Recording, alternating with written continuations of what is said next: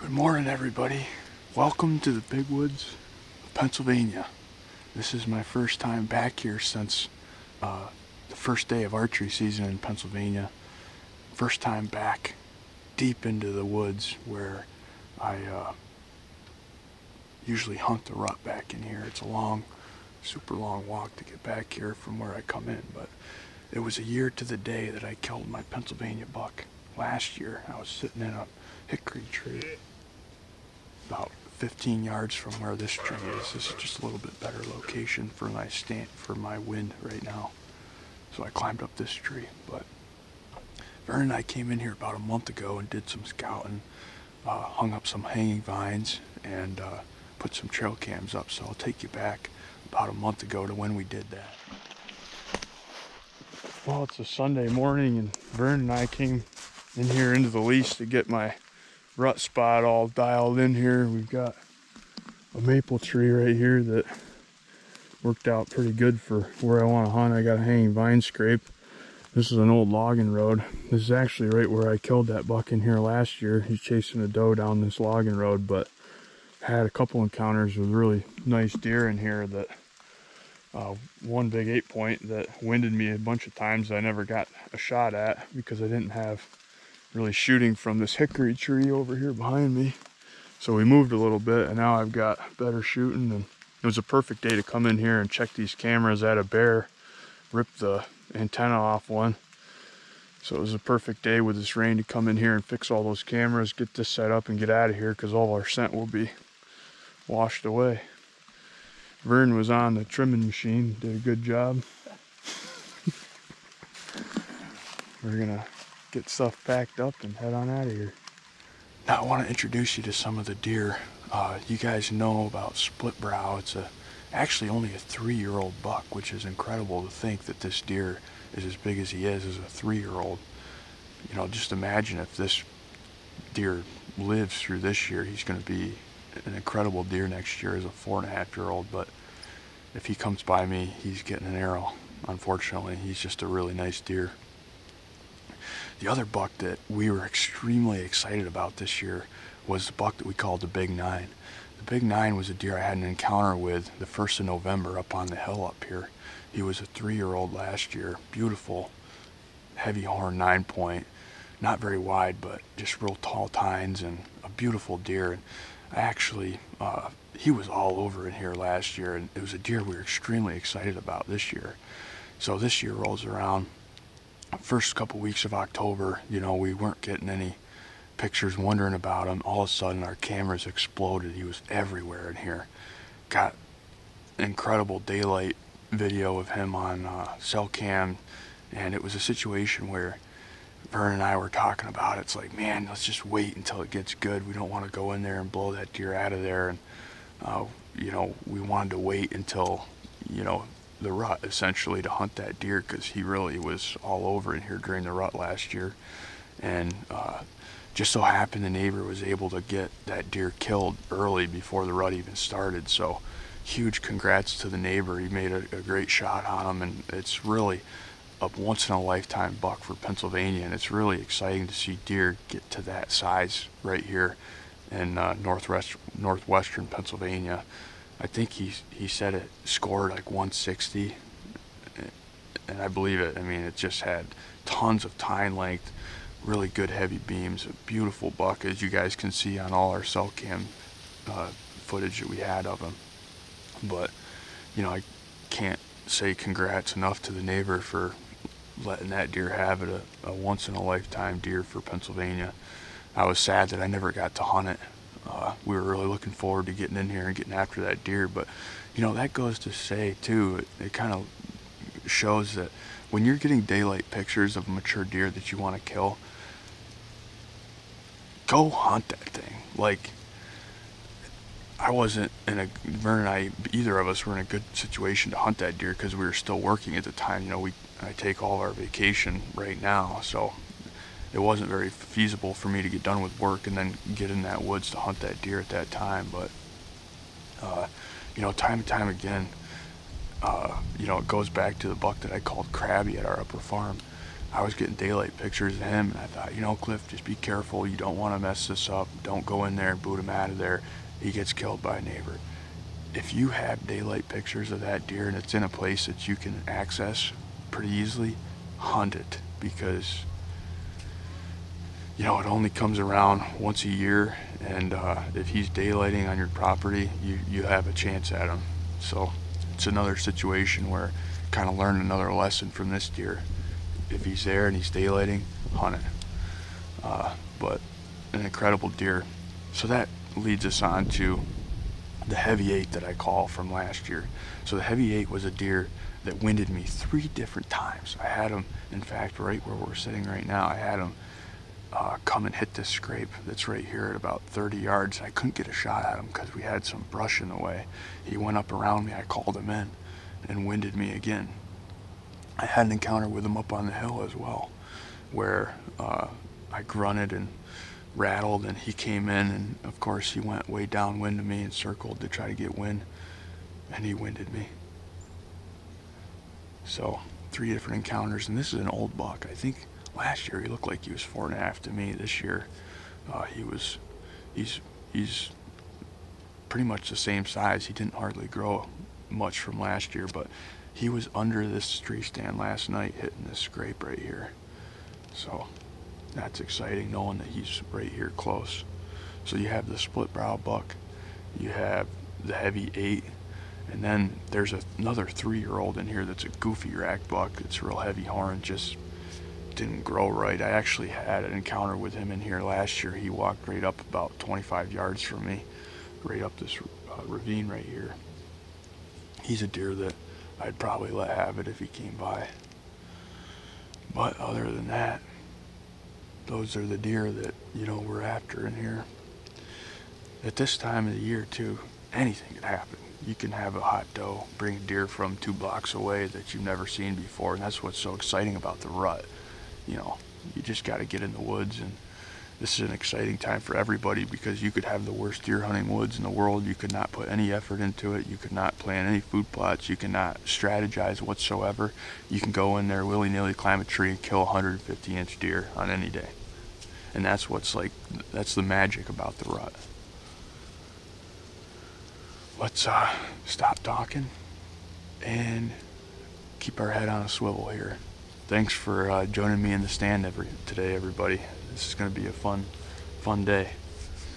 The other deer I wanted to mention to you guys from last year was the Big 7. That was a deer we hunted in here pretty hard, and he ended up getting killed during rifle season on a neighboring property. And the kid actually got it on video shooting him. It was pretty cool. It came out into the food plot that he had. He shot it with a rifle. So the Big 7 is gone from last year, and that was an extremely wide, tall 7-point that we had seen in here for a few years. It was a big, huge 6-point the year before, so it wasn't even legal. It actually came by Vern during rifle season.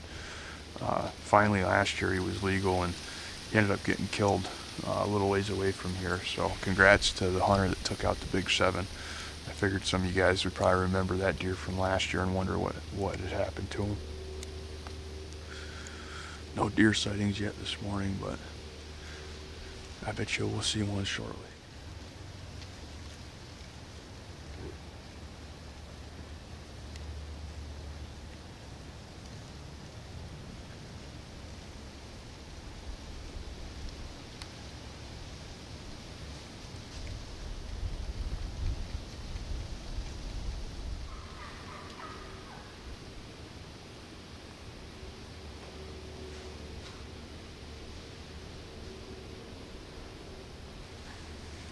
Turkey's flying down behind me.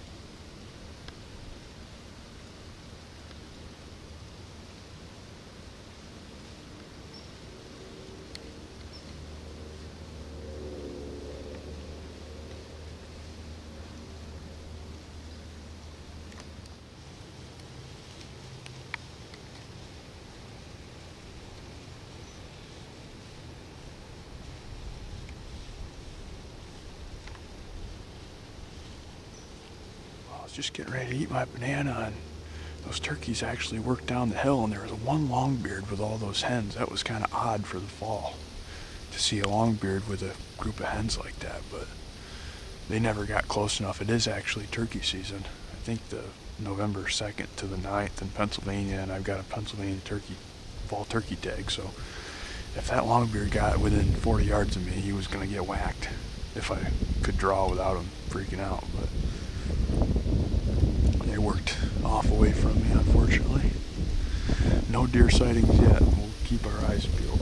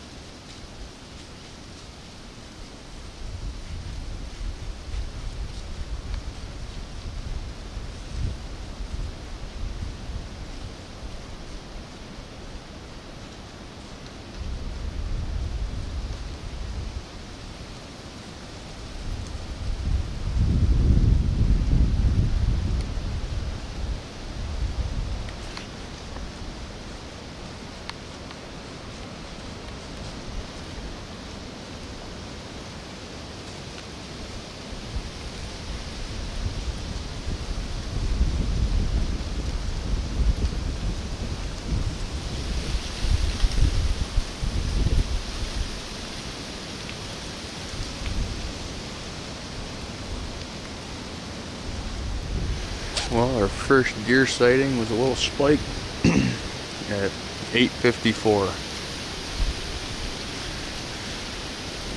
It's got pretty windy, really. Seems like it's more than 12 mile an hour what they were calling for. That's a good sign. First deer.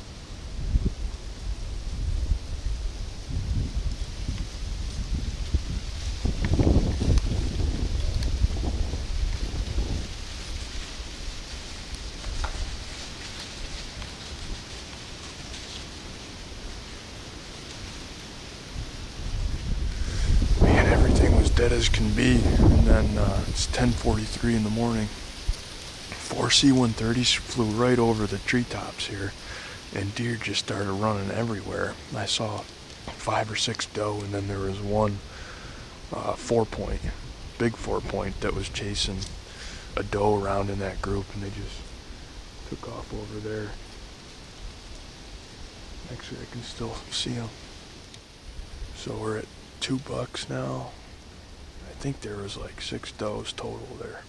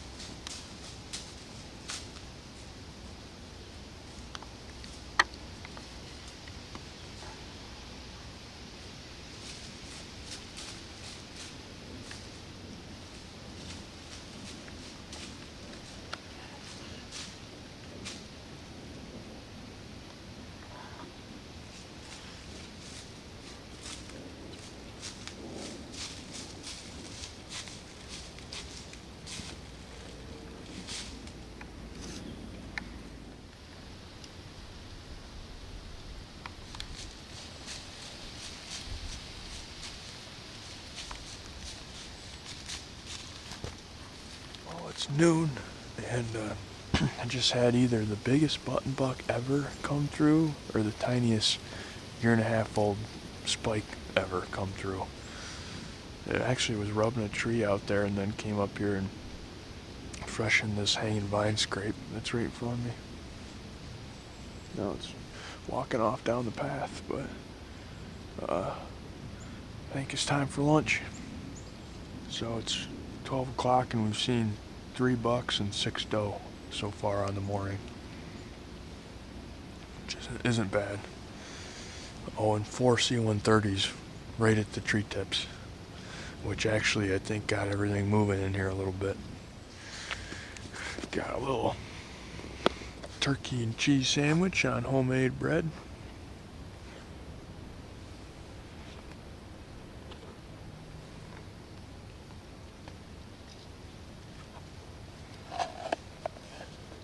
I got an apple and some jerky as well, so we'll be all set to get through the afternoon.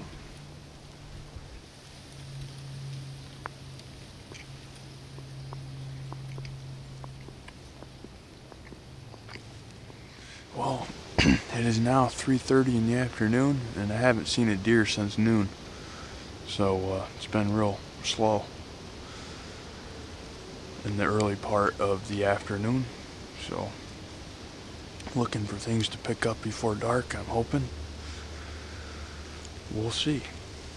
I'd like the wind to die down a little bit more too. That would be nice.